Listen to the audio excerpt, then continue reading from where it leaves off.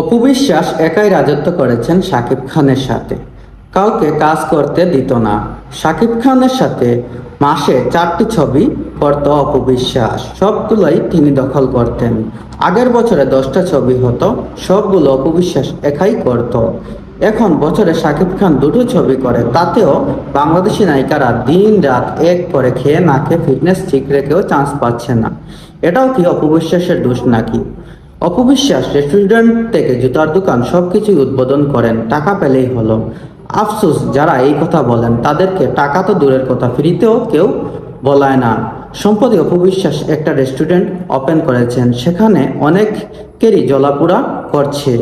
এটা শুধু ব্যবসা প্রতিষ্ঠান নয়, অনেকেই কর্মজীবনেও জড়িয়ে থাকে।